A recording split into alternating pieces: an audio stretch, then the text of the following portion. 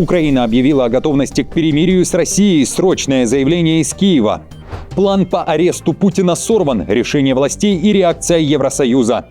Нацистское прошлое парализует Германию перед современными вызовами и угрозами. Как Берлин оказался беспомощным перед дронами из-за Конституции и истории Второй мировой.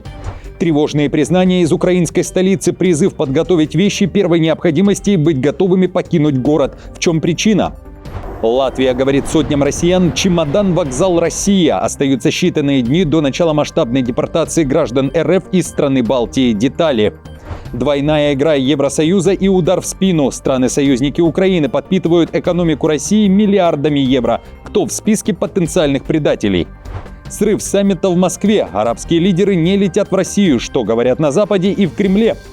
Деревья-леденцы, деревья-паруса и не только. Успешный бизнес. Как заработать в саду десятки тысяч евро. Об этом и не только. Досмотрите. Всем привет, это «Время Прядку», коротко, четко и по делу о том, о чем говорят в мире. Как всегда, жду ваших комментариев и ответов на мои вопросы. Пожалуйста, поддержите лайком и поделитесь видео на своих страницах в соцсетях. Время начать.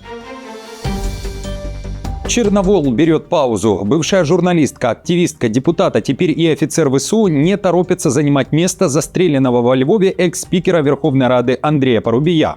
Несмотря на то, что еще 18 сентября Центральная избирательная комиссия Украины признала ее избранной народной депутаткой и, согласно украинской процедуре очередности прохождения в парламент, вакантное место Парубия должна была занять именно она. Черновол сейчас на войне. Она поблагодарила Порошенко за, далее цитата, «честь быть в списке европейской солидарности», но пока решила и дальше не выпускать дроны из рук и продолжить воевать. Также Черновол заявила, что женщины, которые рождены для войны, должны не бояться строить свою карьеру в ВСУ. Нам не хватает людей, на учете каждый. А тыл буксует с предоставлением нам пополнения. Позорное уклонение облагораживается политическими лозунгами. Пусть сначала депутаты пойдут на войну. Я демонстрирую пример, что я, как депутат, выбираю не парламентский зал, а службу в армии. А вы, мужчины, нам так нужны побратимы, сестры. Я также горжусь тем, что могу быть примером для женщин, которые выгрызают себе путь в армии. Я уже 4-й год являюсь боевым командиром. Это означает, что я непосредственно нахожусь на линии боевого соприкосновения, где командую взводом, а также лично минусую врага с помощью стугны и FPV-дронов, лично подбивала танки.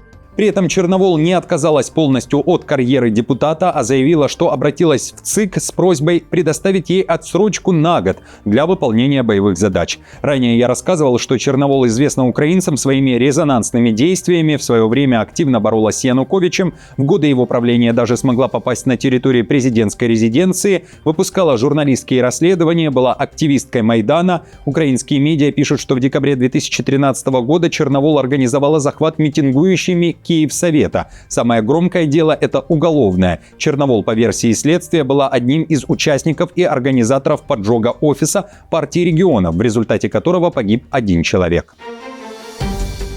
Чемодан, вокзал, Россия, говорит Латвия сотням россиян. До 13 октября страну должен покинуть 841 гражданин России. Причина проста. Они не сдали экзамен по латышскому языку и не прошли проверку безопасности. Об этом пишет издание «Политика». После начала войны в Украине Рига резко ужесточила иммиграционные правила. Теперь, чтобы остаться, нужно не только жить спокойно, но и доказать, что ты интегрирован, знаешь язык и не представляешь угрозу, и оформил статус долгосрочного жителя ЕС. Новые правила затронули около 30 тысяч россиян, большинство успели подать документы и выполнить требования Риги. 2500 покинули страну добровольно, но почти 1000 проигнорировало требования, теперь им грозит депортация. В Управлении по делам гражданства признаются, что некоторые россияне узнали, что у них проблемы только когда перестали получать пенсию. В последнее время Латвия усиливает меры национальной безопасности на фоне роста напряженности с Москвой. В мае министр иностранных дел Байба Бражи призвала страны ЕС прекратить выдачу виз гражданам России, ссылаясь на угрозу безопасности. В июне парламент запретил гражданам России и Беларуси работать в сфере критической инфраструктуры и покупать недвижимость в Латвии. Напомню, что Россия ранее уже реагировала на события в Латвии. В МИД страны заявляли, что РФ не простит и не забудет действий Риги по выдворению россиян. Нацистское прошлое парализует Германию перед дронами, которые нарушают воздушное пространство страны. Немецкая армия не имеет права сбивать БПЛА в своем воздушном пространстве. Причина в Конституции, принятой после Второй мировой войны. Тогда страну защитили от повторения злоупотребления нацистской эпохи, запретив армии вмешиваться во внутренние дела. Теперь эти ограничения обернулись против самой Германии. Об этом пишет западная пресса. Армия может сбивать беспилотники только над военными объектами, но не над гражданскими территориями. Далее цитата. Это связано с тем, что создатели Конституции учитывали, как нацисты и их сторонники исторически злоупотребляли военной мощью Германии во внутренней политике для преследования левых политических сил. Но сегодня, на фоне, судя по всему, нарастающей кампании Кремля по тестированию Европы с помощью множества вторжений дронов, эти конституционные меры защиты имеют непредвиденный побочный эффект. Они ограничивают возможности Германии защищаться от провокаций Москвы. При этом дроны все чаще фиксируются над стратегическими предприятиями и инфраструктурой, включая заводы Rheinmetall и BASF. Полиция имеет юридическое право сбивать такие аппараты, но технически не готова к этому. Военные при этом обладают нужными средствами, но не могут действовать из-за конституционных запретов. А обновить или же изменить Конституцию – дело не быстрое. Напомню, что Россия требует, чтобы страны Евросоюза предоставили доказательства того, что дроны, которые появляются в небе ЕС, это российские или же запущены теми, кто связан с Россией. Украина ликвидирует последствия ударов РФ по энергетическим объектам страны, которые погрузили в темноту целые города, оставив украинцев также и без воды. На Банковой заявили, что последняя масштабная атака стала более результативной для РФ из-за неблагоприятных погодных условий. Дождь и туман снизили эффективность украинской ПВО на 20-30%, уверяет Зеленский. При этом он назвал удар сильным, но не смертельным. Сейчас же в стране есть 203 ключевых объекта, требующих постоянного прикрытия ПВО, а потенциальных целей значительно больше. В то же время мэр Киева Кличко считает, что Киев пережил одну из самых сложных по последствиям атак и призвал говорить правду, а не заниматься самоуспокоением. Киевлян он также призвал подготовиться и вот к чему. В ближайшие дни прогнозируют новую атаку. Я обращаюсь к жителям Киева с призывом максимально сосредоточиться и действовать прагматично. Сделайте запасы воды, подготовьте аптечку, набор продуктов питания, зарядите устройство автономного питания. Подготовьте теплые вещи. Не менее тревожное заявление сделала и скандальная депутат Безуглая. Она пишет, что несмотря на проблемы с ПВО, вызванные нехваткой средств и организационным хаосом, украинцы должны понимать, что каким бы ни было прикрытие энергетических объектов, они могут быть уничтожены, если Россия направит в одну точку десятки ракет или дронов. Кроме того, она призвала украинцев, в частности киевлян, рассмотреть вариант выезда из города, в частности из столицы. В последний день лета я мягко предупреждала, что зима будет тяжелой и блэк-аут будет. Подчеркиваю важность самосознания и практики адаптации для каждого. Ваша жизнь и комфорт нужны в первую очередь вам и вашим близким. Запасайтесь, объединяйтесь. А лучше всего рассмотреть временный переезд этой осенью-зимой за город. Особенно это касается киевлян. Киев – стратегическая и символическая цель. Возможно, его посадят полностью. Полностью. Это тьма без канализации и водоснабжения посреди зимы. Зеленский же накануне также заявил, что после ударов по энергетике Россия должна получить адекватный ответ. На вопрос о возможном блэкауте в Москве он сказал, что первоочередная задача украинцев – защищать себя. И добавил про россиян, далее цитата, «Они знают, что делают, а мы знаем, что нам делать». Конец цитаты. Остался Зеленский недоволен и Кличко. Если мы возьмем Киев, есть ТЭЦ-5 и ТЭЦ-6. Вопрос не только в ПВО. Мы не можем использовать ракеты «Патриот» против дронов. Какие могут быть вопросы к мэру? Это коммунальные предприятия Киева. Я мог бы сейчас сказать, что думаю об этом всем, но не буду. Потому что война у нас у всех одна, и мы все должны выстоять и выйти. Если честно, то надо еще и победить этого врага.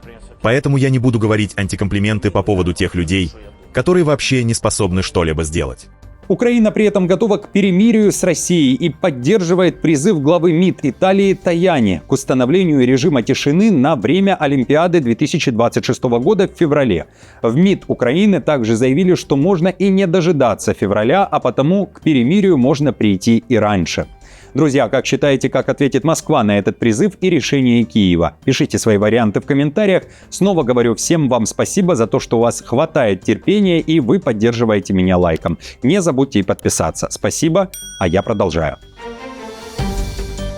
План по аресту Путина сорван. Таджикистан проигнорировал требования Международного уголовного суда. Путин побывал в Таджикистане с визитом, несмотря на действующий ордер на арест от МУС. Страна, которая формально обязана была его задержать, являясь участником Римского статута, не выполнила свои обязательства по статуту. С таким резким заявлением выступил ЕС. Там выразили резкое недовольство, напомнив Душанбе о международных обязательствах и заявив, что Таджикистан нарушил нормы международного права. Владимир Путин находится под ордером на арест МУС за международные преступления, в частности за предполагаемые преступления, связанные с незаконной депортацией и незаконным перемещением детей с временно оккупированных украинских территорий в контексте его незаконной войны агрессии против Украины. В то же время первая леди США Мелания Трамп заявила об открытом канале связи с Путиным по вопросу возвращения украинских детей, которые были вывезены на территорию России после начала войны. По ее словам, диалог начался после письма, которое она отправила Путину. С тех пор стороны провели ряд неформальных переговоров и звонков, координируя гуманитарные шаги. Мелания Трамп уверяет, что российская сторона предоставила биографические данные и фотографии детей, а американские власти подтвердили достоверность этих сведений. Фактически, за последние 24 часа 8 детей были воссоединены со своими семьями. Каждый из них пережил тяжелые испытания из-за войны в Украине. Трое были разлучены с родителями и вывезены в Российскую Федерацию из-за боевых действий на линии фронта. Еще 5 были разделены с членами семьи через границу. Среди них девочка, недавно воссоединившаяся с родственниками, переместившись из Украины в Россию. Двойная игра Евросоюза. Там заявляют о поддержке Украины, но на деле подпитывают экономику России миллиардами евро. О том, что можно было бы назвать предательством Киева, пишет Рейтер, уточняя, что в 2025 году несколько стран ЕС, включая Францию, Нидерланды, Румынию и Португалию, увеличили импорт российской энергии. Ирония в том, что эти же страны одновременно поддерживают Украину в войне. Итог – Европа финансирует обе стороны конфликта. С 2022 года ЕС перечислил России за нефть и газ более 213 миллиардов евро, а Украине 167 миллиардов помощи. Разница очевидна, уточняет Рейтер. Эксперты называют это саморазрушением Европы. Кремль получает деньги, чтобы вести ту же войну, против которой Европа поставляет оружие. Именно об этом недавно сказал и Дональд Трамп. Они воюют с Россией и покупают у нее газ. Это позор. Это была цитата. 7 из 27 стран ЕС увеличили стоимость импорта по сравнению с прошлым годом, включая 5 государств, активно поддерживающих Украину. Так, Франция увеличила закупки российской энергии на 40%, до 2,2 миллиарда евро, а Нидерланды на 72% до 498 миллионов евро, отмечает анализ. Порты сжиженного природного газа во Франции и Испании служат точками входа для российских поставок, которые затем переправляются другим покупателям в ЕС, а не потребляются внутри этих стран. Срыв саммита в Москве. Арабские лидеры не летят в Россию. Запланированный на 15 октября российско-арабский саммит в российской столице сорвался. Как сообщает Bloomberg, арабские лидеры не подтвердили своего участия, и Кремлю пришлось в последний момент отменить мероприятие. Авторы материала пишут, что саммит «Россия-Арабский мир» должен был стать внешнеполитической витриной Кремля и сигналом Трампу и Западу, что Москва имеет друзей на Востоке. Россия начала подготовку еще в апреле, когда Путин впервые объявил о планах провести этот саммит. К участию были приглашены 22 главы арабских государств. Однако к началу недели участие подтвердили лишь немногие, включая президента Сирии Ахмеда Аш-Шаара и главу Лиги арабских государств. Крупные региональные лидеры, наследный принц Саудовской Аравии Мухаммед бин Салман, президент ОАЭ Мухаммед бин Заид Аль-Нахаян и президент Египта Абдель Фаттах ас-Сиси официально участие не подтвердили. В Москве при этом опровергают информацию издания и официально заявляют не об отмене, а о переносе саммита. Помощник Путина Ушаков заявил, что встреча состоится позже в зависимости от ситуации с планом Трампа по Израилю и Газе. Сам Путин, находясь в Душанбе, объяснил решение тем, что не хотел мешать мирному процессу на Ближнем Востоке. Bloomberg же считает, что на деле все выглядит иначе. Арабские страны сегодня куда активнее выстраивают связи с Вашингтоном, чем с Москвой, говорится в публикации. Сильная рука Казахстана. Спортсмены страны доминировали на чемпионате мира по армрестлингу, который прошел в болгарской Албене. Спортсмены страны показали абсолютную мощь, завоевав 3 из 4 финальных титулов и став одними из главных героев турнира. Акмарал Советханова стала двукратной чемпионкой мира, выиграв золото на обе руки в категории до 65 килограмм. Ее соотечественница Ирысты Аразхан одержала победу в финале категории до 70 кг правая рука, обойдя представительницу Швеции. В мужском зачете Нурсултан Алдан принес Казахстану еще одно золото, победив грузинского спортсмена в категории до 60 кг правая рука. Единственным, кому удалось прервать казахстанскую серию побед, стал молдаванин Даниэль Прокопчук, выигравший финал среди мужчин в категории до 75 кг. Всего в чемпионате приняли участие более 1600 спортсменов из десятков стран мира. И напоследок вот о чем. На севере Бельгии выращивают деревья-леденцы, деревья-паруса и не только. Все дело в причудливых формах деревьев. И их специально выращивают и креативно обрезают работники фермы лесопитомника. Площадь этого сказочного сада 150 гектаров. И здесь растут около 500 разных видов деревьев, в том числе сосны, магнолии и растения дерева гинкобилоба. Из-за необычного вида деревья очень востребованы у покупателей, они привлекают архитекторов, киносъемочные группы и просто любителей зелени. Стоимость некоторых фигурных экземпляров превышает 10 тысяч евро. Друзья, хороших вам выходных и путешествий в эти осенние дни. Спасибо вам за поддержку лайком, подпиской и комментарием. До встречи уже завтра.